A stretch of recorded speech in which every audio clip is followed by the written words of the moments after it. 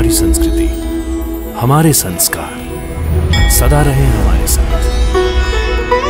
भारत के महान ग्रंथों और काव्यों का संपूर्ण संकलन। सब्सक्राइब करें तिलक। कई तरीके की एलईडी लाइट्स आपके घर और ऑफिस के लिए। GR LED lights, make India bright.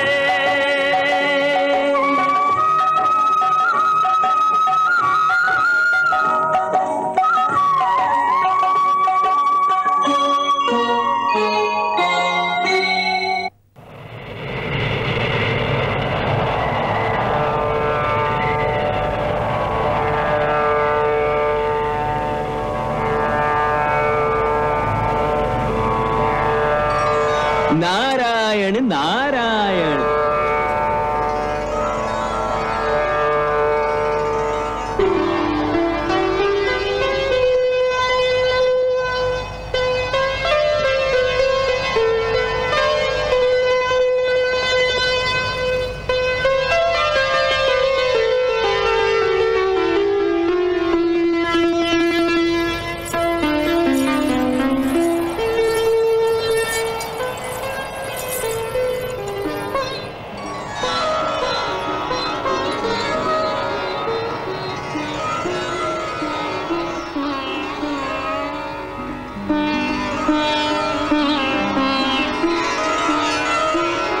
आज अचानक आप सभी हिमालय पर।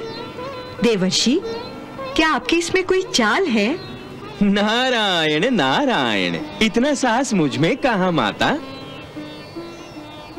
हम तो आपके भक्त हैं, क्या आपके दर्शनों के लिए भी हिमालय पर नहीं आ सकते? देवर्षि, आप जब इस प्रकार मीठे शब्दों की छुरी चलाते हैं तो मेरे मन में शंका सिर उठाने लगती है। माता, देवर्षि ठीक कह रहे हैं, हम आपके दर्शन करने ही आए हैं। कामदेव और रति को लेकर? देवेंद्र, पहले कभी ऐसा नहीं हुआ था।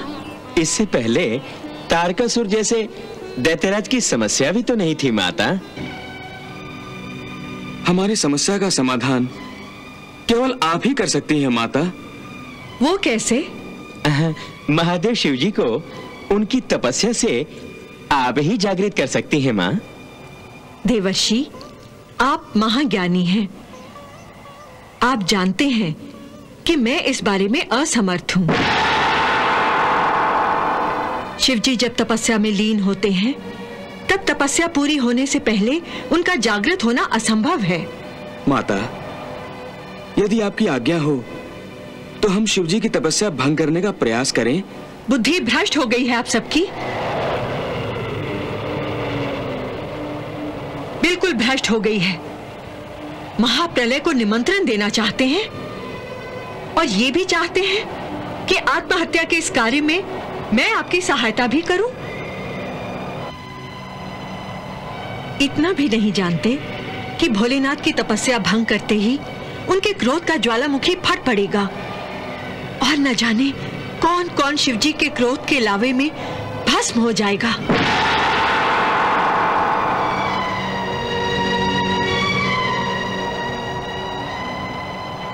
क्षमा करें आदि माता, सृष्टि के विधान और तीनों लोगों को तारकासुर के लाए संकट से उबारने के लिए यदि थोड़ी सी हानि होती है तो उसे स्वीकार करना ही होगा। थोड़ी सी हानि? अरे थोड़ी सी हानि नहीं, अनहोनी होगी, अनहोनी। देवी माता, सब देवताओं के उद्धार के लिए कामदेव ये खतरा मोल लेने के लिए तैयार हैं। अच्छा, तो ये है बलि का बकरा। भेंट चढ़ाने के लिए तुमने इस नासमझ बालक का चयन किया है। इसकी नादानी का लाभ उठाना चाहते हैं आप सब। ये बेचारा तो केवल प्रेम वाणी जानता है, प्रेम करता है और प्रेम करना सिखाता है। इसे क्या मालूम कि क्रोध क्या होता है और फिर महादेव का क्रोध। हमारी बुद्धि तो काम नहीं कर रही है। अब आप ही हमें इस चक्रव्यूह से निकलने का कोई मार्ग दिखाएं। मैं आप लोगों का मार्गदर्शन नहीं कर सकती, ये काम मेरा है भी नहीं। नारायण नारायण। आदि माता, जरा शांत चित्त से सोचिए, आखिर इस संकट की स्थिति में हम क्या करें, हम किसके पास जाएं? मैं पूछती हूँ, विष्णु जी क्या कर रहे हैं, जिनका ये काम है संकट से जूझना और संकट से उबारना? क्या उनका दायित्व नहीं है? वो क्यों नहीं करते तारकासुर का वध? अवश्य कर सकते हैं माता, अवश्य कर सकते हैं, परंतु धर्म संकट के कारण करना नहीं चाहते। ब्रह्मा जी के वरदान अनुसार तारकासुर को केवल शिवजी और आपके पुत्र के हाथों ही मृत्यु आएगी। यदि विष्णु जी ने तारकासुर का वध किया तो ब्रह्मा जी के वरदान का अपमान होगा। इसी धर्म संकट से बचने के लिए आपको तपस्या से जगाना पड़ा, ताकि शिवजी से आपका विवाह हो और आप दोनों के पुत्र के हाथों तारकासुर का वध हो जाए।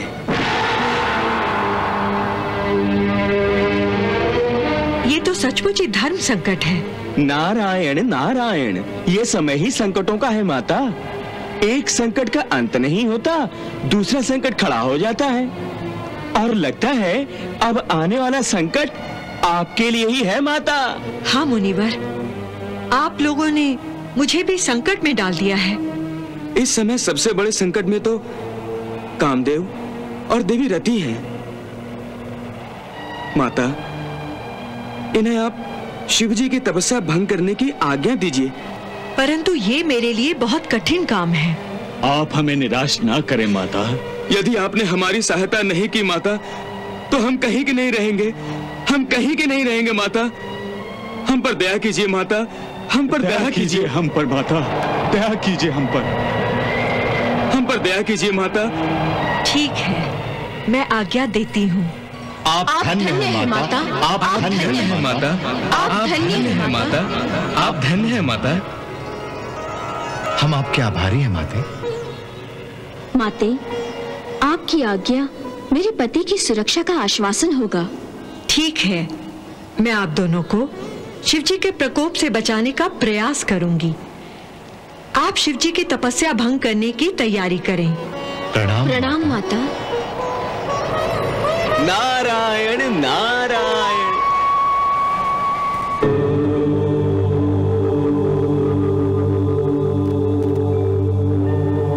दसों दिशा में गूंजता ब्रह्मनाद ओंकार,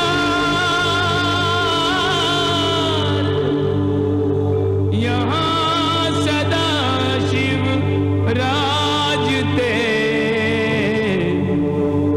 मौन महाव्रत धार। ओंकार की परिधि को कोई भेद के जाए कैसे, ध्यानावस्थित समाधिस्थ शंकर को जगाए कैसे। कामदेव की पत्नी रति सब रूपसियों की नायिका, शिव शंकर के ध्यान भंग को पति की बनी सहायिका।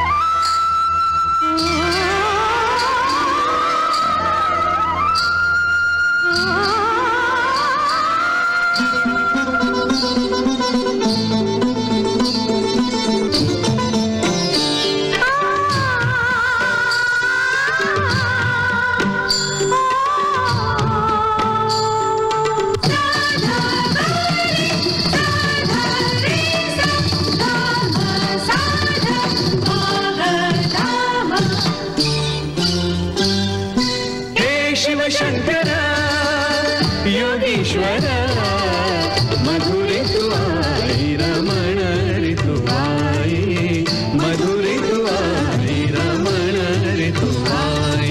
गिरिराज पे ऋतुराज की, गिरिराज पे ऋतुराज की कैसी मनोरम छटा छवि छाई है। शिव शंकर योगीश्वर मधुर तुआई रमण ऋतुआई, मधुर तुआई रमण ऋतुआई।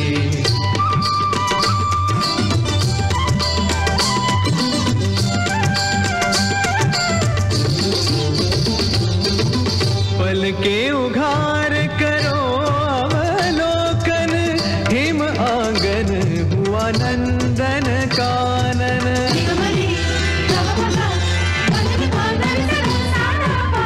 पल के उघार करो अवलोकन, हिम आंगन हुआ नंदन कानन। डमरू निनाद लास्यमय नर्तन, किस कारण त्यागा नटराजन। हे महादेव जागो हे देव, हे महादेव जागो हे देव। कामदेव दुंदुभी बजाई हे शिव शंकर योगीश्वर मधुर तुआई रमण ऋतुआई, मधुर तुआई रमण ऋतुआई।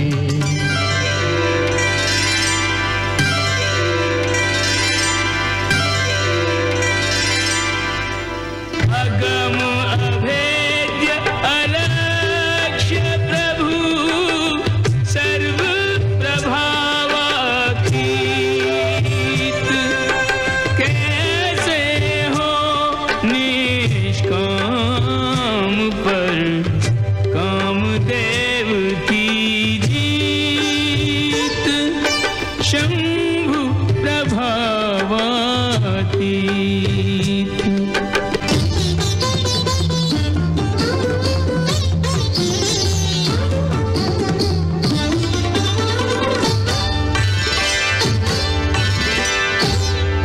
मत साध के छोड़े बान, मदन देखो तक तक मारे बान।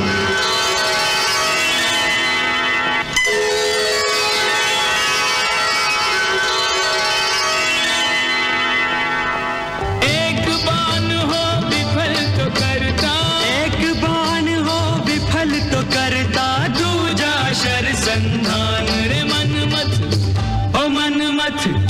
मदन देखो साध के छोड़े बान, मदन देखो साध के छोड़े बान।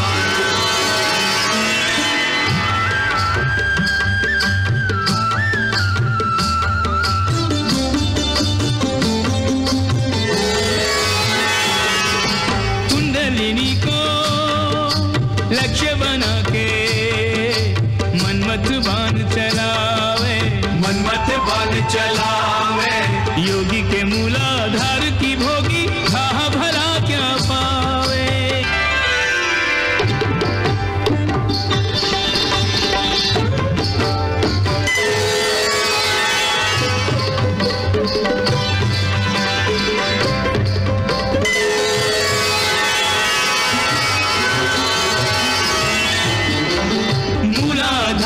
स्वाधिष्ठान पे फिर मणिपुर पे आवे, फिर मणिपुर पे आवे।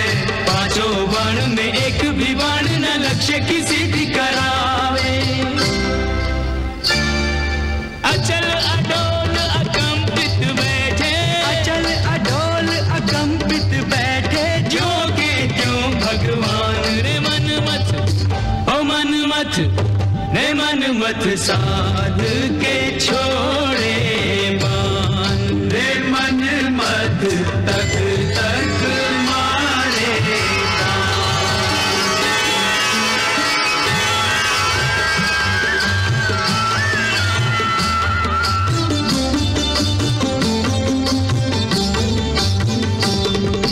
स्पंदनहीन है चक्र का, काम प्रभाव हो कैसे, काम प्रभाव हो कैसे।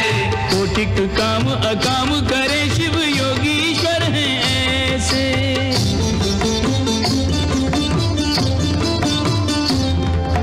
बिन आज्ञा के आज्ञा चक्र को भेद सके ना कोई, भेद सके ना कोई।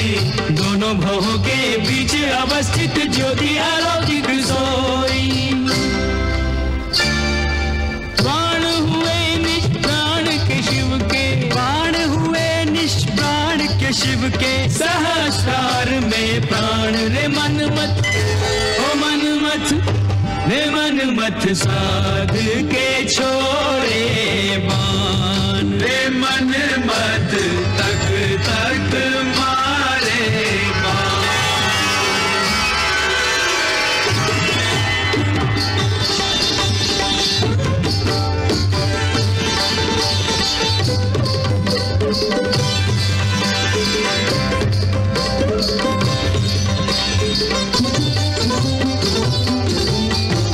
बाण हुए सब पानी पानी, पर मनमत ने हार न मानी। जान के अपनी विजय सुनिश्चित, शेष प्रयत्न करे अभिमानी।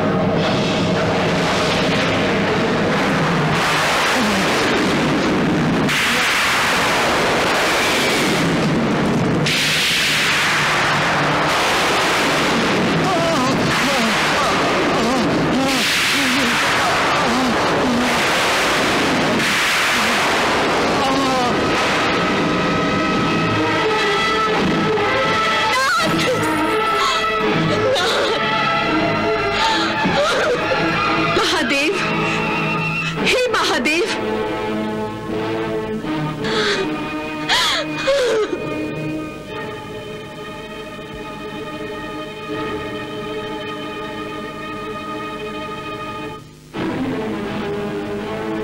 महादेव,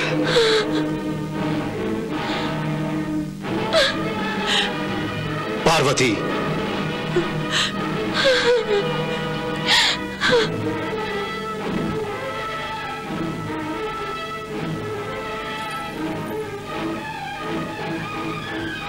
देखिए महादेव, आपके क्रोध की अग्नि ने ये क्या अनर्थ कर डाला। कामदेव को भस्म कर दिया आपने। हाँ, कामदेव को भस्म किया है हमने, क्योंकि उसने हमारी तपस्या भंग की थी और उसे इस दुस्साहस का दंड भोगना ही था। परंतु इसमें उनका कोई दोष नहीं था, स्वयं मैंने ही उनको आज्ञा दी थी। क्या आपने उन्हें आज्ञा दी थी? क्यों? क्या आप जानती नहीं कि हमारी तपस्या युगों युगों तक चलती रहती है? जानती हूं। तो फिर आपने उन्हें हमारी तपस्या भंग करने की अनुमति क्यों दी? इसलिए भगवान कि तीनों लोग संकट में आ गए हैं। तारकासुर ने तीनों लोगों को परास्त कर दिया है और देवराज इंद्र के आसन पर बैठ गया है। क्या कोई देवता एक असुर का वध नहीं कर सका? तारकासुर ने ब्रह्मा जी से ऐसा वरदान प्राप्त किया है कि हम दोनों के पुत्र के अतिरिक्त कोई उसका वध नहीं कर सकता। इसीलिए विवश होकर आपकी तपस्या में बाधा डालनी पड़ी। तब तो हमने अकारण ही कामदेव को भस्म कर दिया। आपके क्रोध की आग में सुरक्षा का वो आश्वासन भी भंग हो गया जो मैंने कामदेव और देवी रति को दिया था। बताइए महादेव, अब मैं देवी रति को क्या जवाब दूं? कहां से लाके दूं कामदेव को?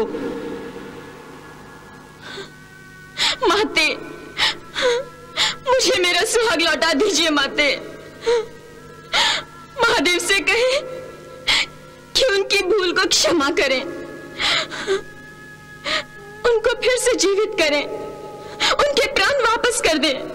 माते, मैं उनके बिना जीवित नहीं रह सकती, नहीं रह सकती जीवित मैं। नारायण नारायण। माते, मैं उनके बिना जीवित नहीं रह सकती माते, जीवित नहीं रह सकती। देवी रति जीवित रहना नहीं चाहती और तीनों लोकों में कोई भी प्राणी नया जन्म भी नहीं लेगा। विडंबना ही विडंबना है, संकट ही संकट है। ये आप क्या कह रहे हैं मुनिवर? महादेव, कामदेव तीनों लोकों में हर किसी के मन में प्रेम और कामना की आग भड़काते थे। जब वो ही नहीं रहे तो न काम और प्रेम की भावना जागेगी, न कोई किसी से प्रेम करेगा और न कोई जन्म लेगा। संकट ही संकट है महेश्वर, संकट ही संकट। भगवान, इसीलिए मैंने कहा था कि कामदेव को भस्म करने से अनर्थ हो गया है। एक ओर देवी रति ने अपना पति खोया है तो दूसरी ओर तीनों लोगों का प्रेम स्रोत भी खो गया है। इसीलिए हे भगवान, हे दया सागर, आप हम सब पर दया कीजिए।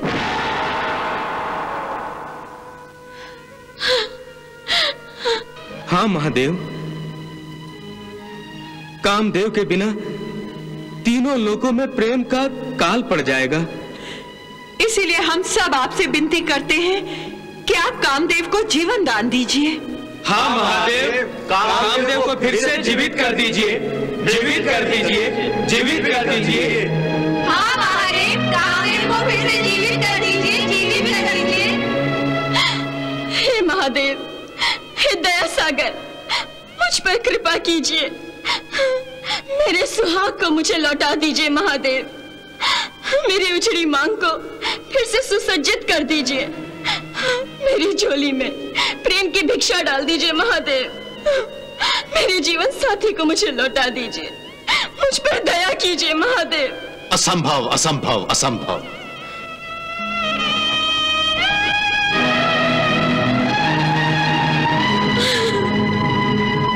कामदेव का शरीर भस्म हो चुका है। अब वो माटी का पुतला नहीं बन सकता। अब ये केवल राख है, राख। तो फिर मुझे भी भस्म कीजिए महादेव, मुझे भी भस्म कर दीजिए। मेरे भी शरीर को राख बना दीजिए, ताकि मेरे शरीर की राख मेरे सुहाग की राख में मिल जाए। मैं उनसे अलग नहीं रह सकती महादेव, नहीं रह सकती। कृपा करके मुझे भी भस्म कर दीजिए। देवी रति, इसकी कोई आवश्यकता नहीं है। कामदेव का केवल शरीर ही भस्म हुआ है।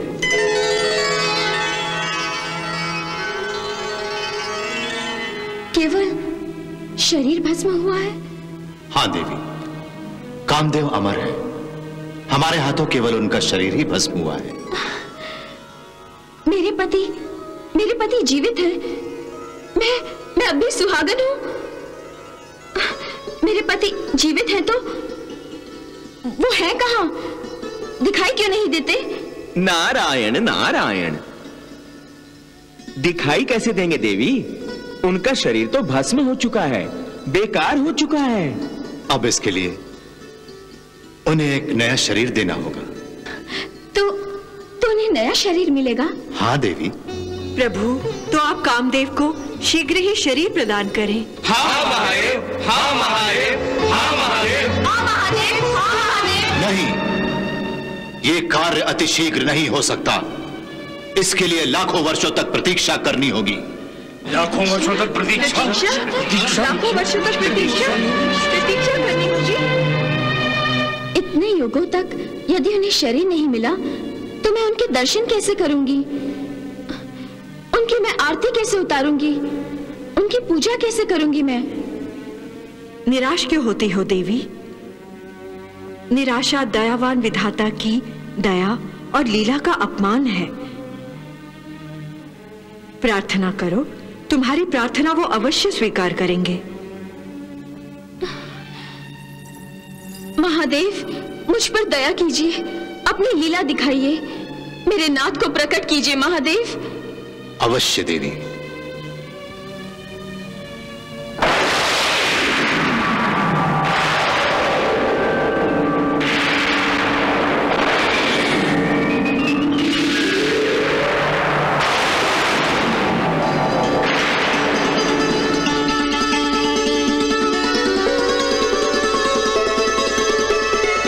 प्रणाम महादेव।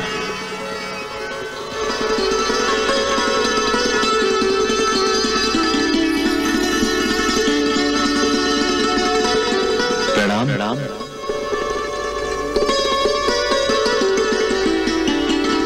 प्रणाम देवगण।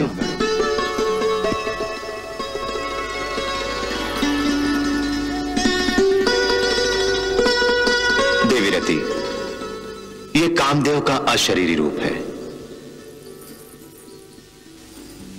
महादेव, मुझे अपना शरीर खोने का खेद नहीं है, क्योंकि मैंने देवलोक के उद्धार के लिए आपको जगाते हुए अनायास ही आपके क्रोध को जगा दिया था। होनी तो हो गई महादेव, परंतु मैं आपका आभारी हूं कि आपने मुझे ये नया रूप दिया। महादेव, मेरे पति को शरीर कब मिलेगा? आज से लाखों वर्षों बाद, द्वापर युग में पृथ्वी लोक पर अधर्मों का संहार करने के लिए जब भगवान विष्णु श्री कृष्ण का अवतार लेंगे, तब उनके पुत्र के रूप में देवी लक्ष्मी के गर्भ से प्रद्युम्न जन्म लेंगे, और यही प्रद्युम्न कामदेव का अवतार भी होंगे। अर्थात लाखों वर्षों तक देवी रति को बिरह की पीड़ा सहनी होगी, और प्रद्युम्न के जन्म के पश्चात देवी रति और कामदेव का पुनर्मिलन होगा। नहीं, पहले प्रद्युम्न को तारकासुर जैसे दूसरे दैत्यराज शंबरासुर का वध करना होगा। उसके पश्चात ही दोनों का मिलन संभव है। शंबरासुर द्वापर युग में पृथ्वी लोक पर कोलाहल मचाएगा और प्रद्युम्न के हाथों मारा जाएगा।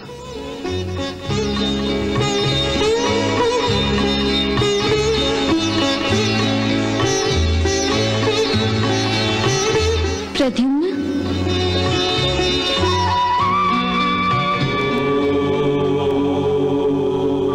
देवगणों और देवलोक के हित के लिए कामदेव ने अपने शरीर को भेंट चढ़ा दिया, जिसके पश्चात महादेव शिव जी और देवी पार्वती का विवाह संपन्न हुआ। आदिमाता पार्वती ने एक परम प्रतापी पुत्र को जन्म दिया, जिसका नाम उन्होंने षडानन रखा,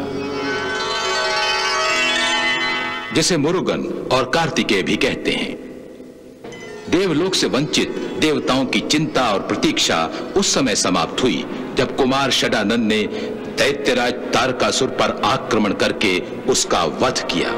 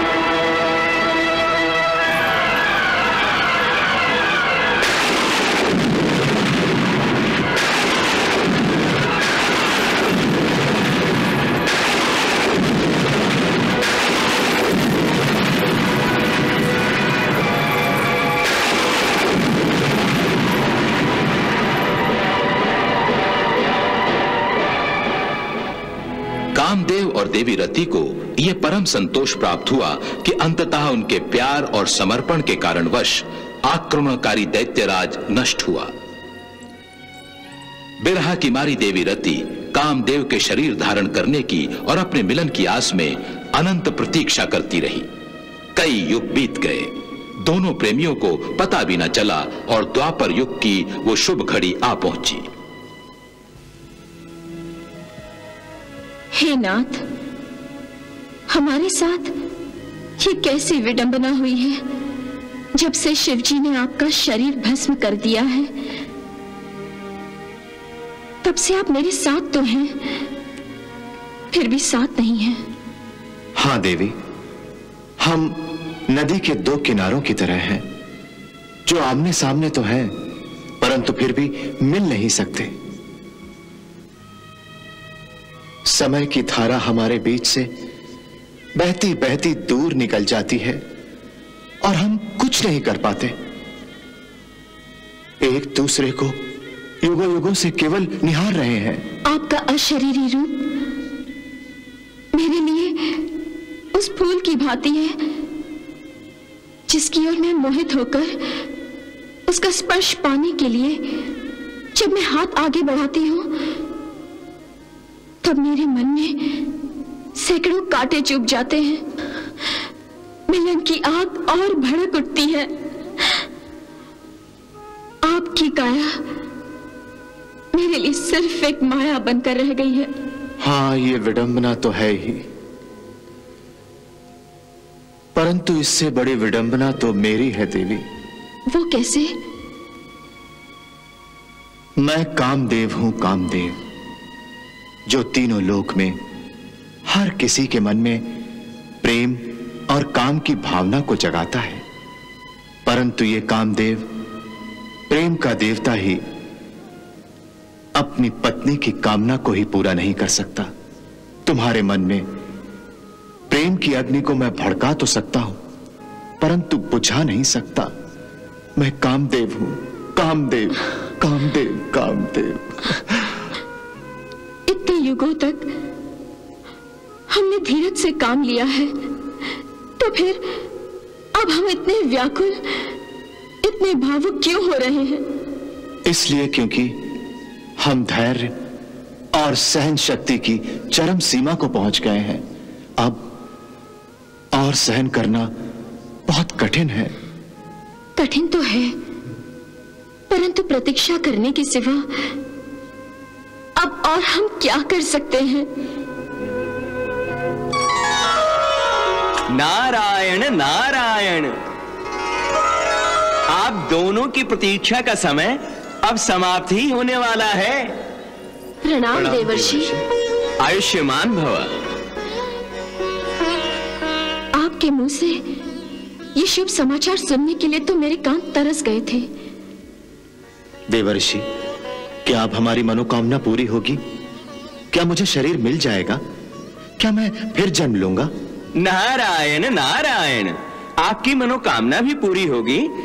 आप नया जन्म भी लेंगे और नया शरीर भी धारण करेंगे। सच मुनिवर? हाँ देवी, लाखों वर्षों पहले कामदेव के शरीर को भस्म करने के पश्चात महादेव ने द्वापर युग में कामदेव के जन्म लेने की भविष्यवाणी की थी। मुझे अच्छी तरह याद है देवर्षि। हम भूल भी कैसे सकते हैं? वो द्वापर युग आ रहा है। अर्थात अब मेरे वियोग के दिन समाप्त होंगे? अवश्य होंगे, अवश्य। परंतु आपको थोड़ी और प्रतीक्षा करनी होगी देवी। आप तो जानती हैं कि भगवान विष्णु श्री कृष्ण के रूप में अवतार ले चुके हैं और देवी रुक्मिणी के साथ उनका विवाह भी हो चुका है, जो माता लक्ष्मी का अवतार है। उनका ये विवाह बड़े ही नाटकीय ढंग से हुआ था।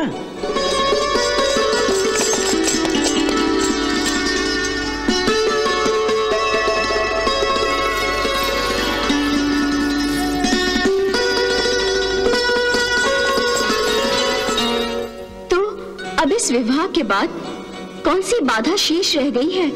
अब तो मेरे पति को शीघ्र ही देवी रुक्मिणी के अंग से जन्म ले लेना चाहिए। अपने पति को पाने की उत्सुकता और व्याकुलता की भावना को मैं समझता हूं देवी, किंतु जिस घटना के कारण कामदेव को श्री कृष्ण और देवी रुक्मिणी के पुत्र प्रद्युम्न के रूप में जन्म लेना है, वो घटना अब घटने जा रही है। आप किस घटना की बात कर रहे हैं मुनिवर? नारायण नारायण, भूल गए कामदेव, भूल गए कि प्रद्युम्न के रूप में आपको शंबरासुर का वध करना है। वो देखिए, शंबरासुर अपने पुत्र मायासुर के साथ।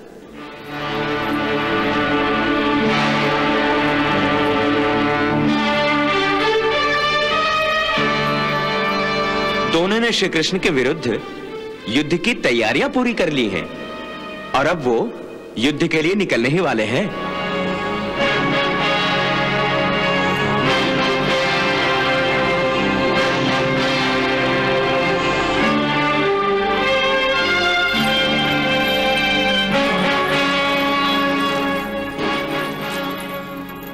प्रणाम माते। जीते रहो पुत्र, यशस्वी भव। तुम्हारी रगों में मेरा दूध रक्त बनकर बह रहा है। इसे रणभूमि में बहाकर शत्रुओं को अपने पैरों से रौंदने नहीं देना। माते, तुम्हारे रक्त की शपथ है मुझे। मैं अपने शत्रुओं के रक्त का विजय तिलक अपने माथे पर लगाकर लौटूंगा। आप मेरी प्रतीक्षा कीजिए। अवश्य पुत्र। रानी मायावती, तुमने हमें मायासुर जैसा वीर पुत्र देकर हम पर जो उपकार किया है, उसके लिए हम सदा आपके आभारी रहेंगे। मायासुर आपके सर पर मेरा उपकार नहीं है, बल्कि आपके पास मेरी अमानत है। रणभूमि से लौटने पर मैं आपसे अपनी ये अनमोल अमानत वापस ले लूंगी महाराज। रानी मायावती, मायासुर शंबरासुर का पुत्र है और हमारा पुत्र हमारे ही तरह मायावी विद्या में प्रवीण है। हम युद्ध भूमि में मृत्युदाता बनकर उतर रहे हैं। मृत्युदाता। हाँ माँ, मृत्यु हमारे अधीन है। हमारे प्राण मृत्यु के अधीन नहीं हैं। आप मेरी चिंता न करें। चिंता मुझे इसलिए है पुत्र कि हमारा शत्रु कोई साधारण मनुष्य नहीं है। यदि आप दोनों मायावी विद्या में प्रवीण हैं, तो वासुदेव श्री कृष्ण भी मायावी विद्या में निपुण हैं। उन्होंने बड़े बड़े राजाओं को रणभूमि में परास्त किया है।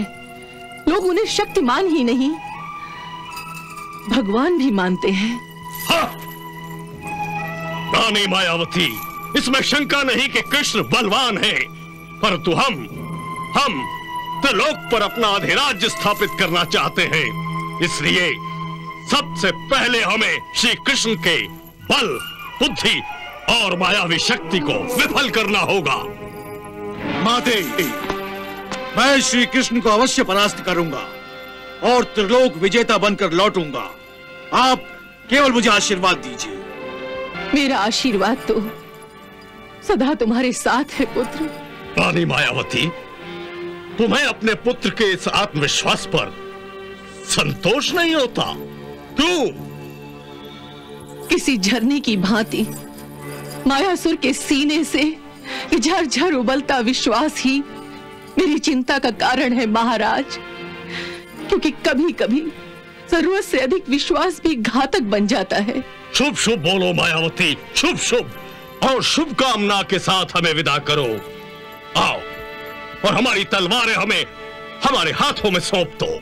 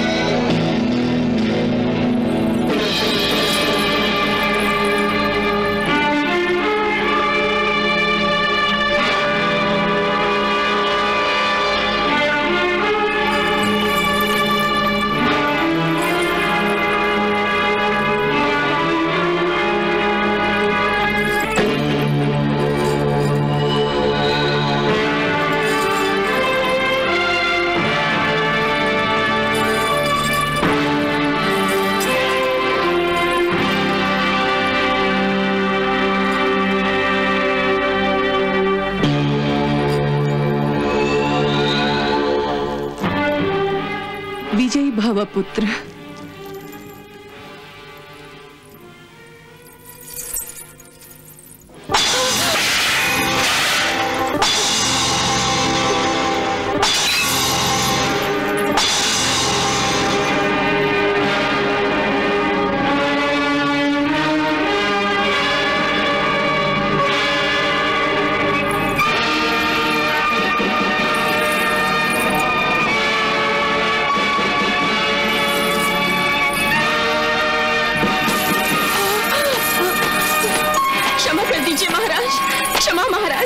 क्षमा महाराज, क्षमा कर दीजिए महाराज, क्षमा कर दीजिए महाराज, क्षमा नहीं महाराज, क्षमा कर दीजिए महाराज, महाराज क्षमा, क्षमा महाराज, महाराज क्षमा, महाराज क्षमा।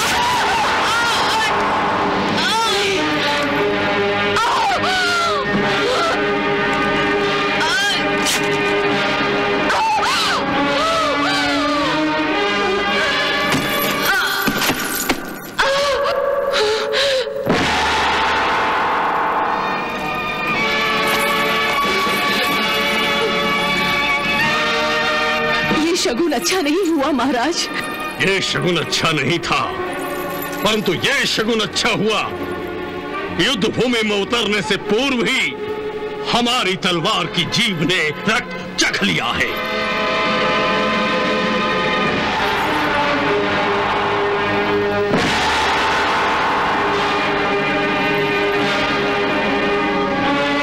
रानी मायावती, इसी को विजय तिलक समझो। सेनापति, आज्ञा महाराज अधिराज। सेना को रणभूमि में कूच करने का आदेश दो। जो आज्ञा। चलो।